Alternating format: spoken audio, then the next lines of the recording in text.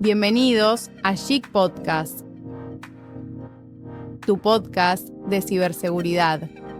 Te presentamos la edición especial del segundo Foro de Ciberseguridad realizado por el Gobierno de la Provincia de Buenos Aires con colaboración de la Universidad Tecnológica Nacional, Facultad Regional, La Plata.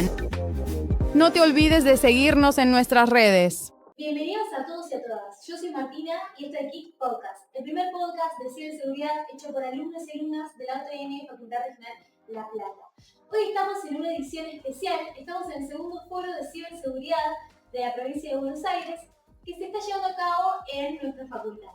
Hoy trajimos a una persona muy especial, Lucrecia Contardi, abogada especialista en el derecho informático, que acaba de dar una charla titulada Del dato al derecho, la protección de la privacidad como base de la ciberseguridad pública. Bienvenida, ¿cómo andás? Hola, ¿qué tal? Muchas gracias por el espacio y por la oportunidad. Bueno, gracias por venir a la entrevista. Vamos a arrancar dando un poco de contexto. ¿Qué surge la necesidad de incorporar la ciberseguridad en el Estado? Bueno, el tema de la ciberseguridad tiene que ver mucho con el avance que han tenido las tecnologías de la información y de la comunicación en el último tiempo, así como nos han beneficiado en contables ocasiones, incluso post pandemia, ¿no? Que nos han permitido continuar con nuestro calendario académico en todo sentido, ¿no? Trabajo, educación, salud, hasta incluso ocio. También han servido para las actividades maliciosas, ¿no? Han dado lugar a las actividades maliciosas y a los ciberdelitos.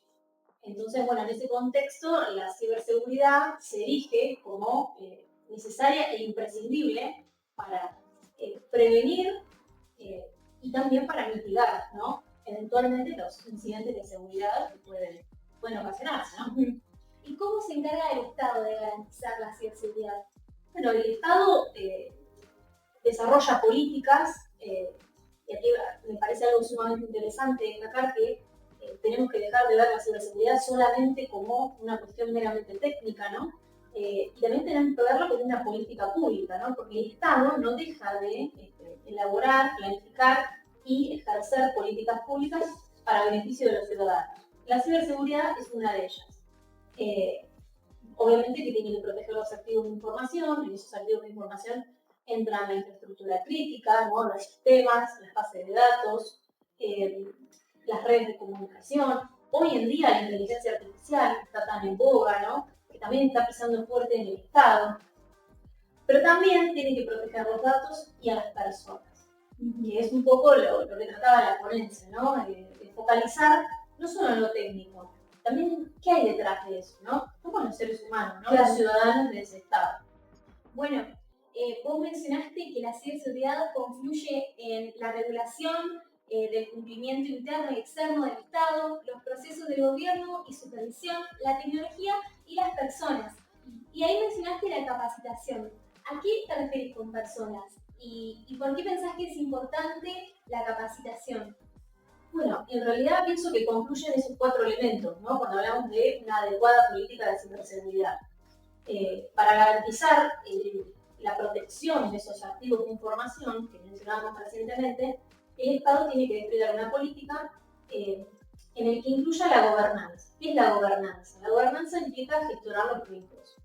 Y en esa gestión de riesgos, además de definir qué es un activo de información, qué tipo de riesgos hay, cómo tolera el riesgo, también tiene que tener en cuenta que las personas, tanto las que trabajan en el Estado como las que son destinatarias de esas políticas públicas, como en el caso de la ciberseguridad, tienen que estar capacitadas, ¿no? Tienen que contar con alguna suerte de guía práctica, ¿no? Que les permita saber cómo actuar, cómo desempeñarse, y no solo a ellos, también a los usuarios de la seguridad de la información. Considero que la capacitación tiene que ser multisectorial, que no puede quedarse solamente en quienes trabajamos en el Estado. Pienso que eso podría extenderse por ahí a talleres de capacitación, de concientización, porque en definitiva todos somos, antes o después, víctimas de ciberataques. Tal cual. Vos dijiste que la privacidad es el eje de la ciberseguridad pública. ¿A qué te referís con eso? ¿A la privacidad de cada persona? Sí, En realidad pienso que el activo más importante a proteger por el Estado son los datos. Si bien la infraestructura técnica es muy importante, ¿no? Los sistemas, las bases de datos lo que contienen básicamente es flujo de información, que no es cualquier información, es la información nuestra, ¿no? De los ciudadanos. Entonces pienso que si no garantizamos la privacidad de esa información, difícilmente podamos tener una política de ciberseguridad pública adecuada. Y ahí, bueno, pienso que el nexo tiene que ser la seguridad de la información, ¿no? Porque no es lo mismo hablar de privacidad que hablar de seguridad de la información. ¿Sí? Pienso que la seguridad de la información puede ser ese nexo que una y, bueno, te permita garantizar los derechos de las personas. Claro. Bueno, vos diste un ejemplo del hospital que me gustó mucho porque lleva la ciberseguridad a las personas, al usuario final, si se quiere. Bueno, el ejemplo del hospital tiene que ver con pensar por un segundo, ¿sí? Si un ransomware, por ejemplo, hackeara o alterar un sistema de salud, ¿no? En un hospital público, que es a lo que accede la mayoría de las personas, o accedemos, ¿no? En las distintas etapas de lo que puede implicar, en las distintas capas de protección, por ejemplo, la confidencialidad, ¿no? Si se exfiltran los datos, si se roba esa información, las personas pueden ser identificadas, pueden ser objeto de chantaje, pueden ser discriminadas. Si esa información después se manipula, se afecta su integridad, ¿qué pasa con el derecho de información que tienen esas personas?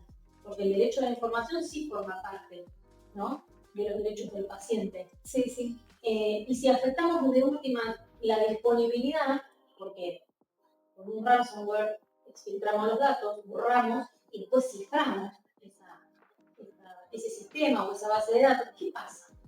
¿No? ¿Cómo responde el hospital ante una persona que eventualmente necesita hacer una interconsulta por su problema de salud? No tiene más nada, se queda sin historia clínica, por ejemplo, se queda sin su información. Y ahí mencionaste tres cosas importantes: la confiabilidad de los datos, la disponibilidad, la integridad de los datos. Esos tres conceptos, ¿qué garantizan?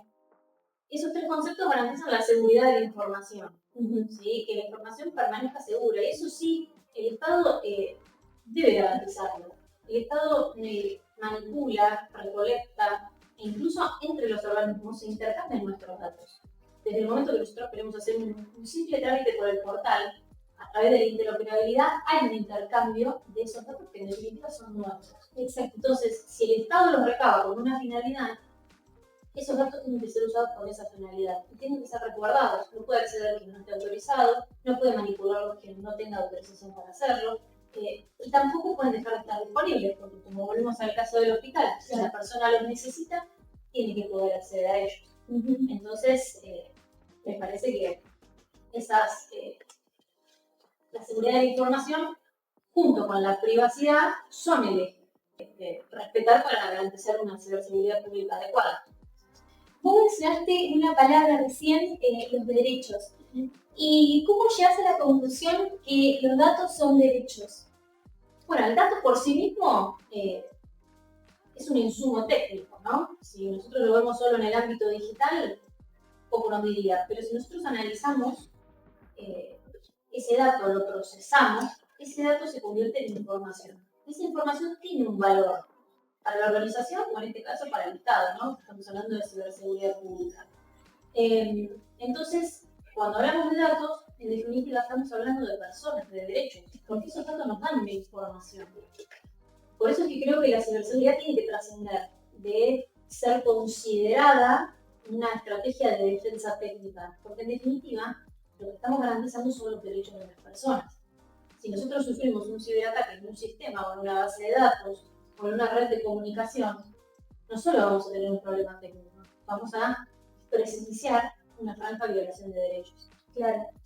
Y me gustaría terminar esta entrevista diciendo que la privacidad entonces es la garantía, ¿no?, de estos derechos, y preguntarte si querés agregar algo más.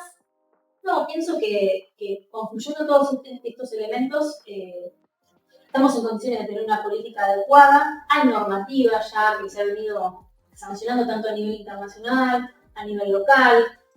Pienso que concluyendo estos cuatro elementos de los que hablamos hace unos instantes, estamos en condiciones de enfrentar bien la ciberamenaza, el ciberataque, los ciberdelitos y todo lo que pueda llegar a afectar de manera maliciosa al mundo del ciberespacio, que en definitiva es nuestro mundo. Bueno, Lucrecia, gracias por venir, gracias por acompañarnos. Queremos agradecer a Melissa, a Solange, a Alejandra por la producción, a la ATN por el espacio, así que nos estaremos viendo en próximos capítulos. Chao.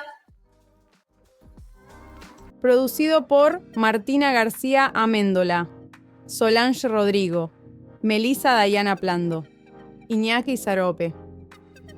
Dirigido y coordinado por Alejandra Laboreburg. Gracias HIC Equipo y Semillero por el trabajo en conjunto, la energía y las ideas que siempre fortalecen nuestra defensa digital. Este podcast de ciberseguridad no sería posible sin el apoyo de quienes nos acompañan. UTN Regional La Plata, por el respaldo académico. Laboratorio Lines, por brindarnos el espacio donde investigamos y crecemos en ciberseguridad. Al Consejo Profesional de Ciencias Informáticas de la Provincia de Buenos Aires y a la Biblioteca de la UTN Facultad Regional La Plata, por cedernos el lugar para nuestras grabaciones. LAM Electrónica, por la tecnología y el cartel que siempre nos iluminan. Macuca, por los stickers y el diseño que nos dan identidad. Antojitos La Plata, por los desayunos que alimentan más que un buen update. Harmonix Sonido, por cada recomendación que mantiene nuestras grabaciones limpias y seguras. Qualce Custom, por la indumentaria y el merchandising que nos visten con estilo. Alegría del Hogar, por sumar vida y verde a nuestro espacio con sus plantas. Porque en ciberseguridad, como en la vida, la mejor defensa siempre es en equipo.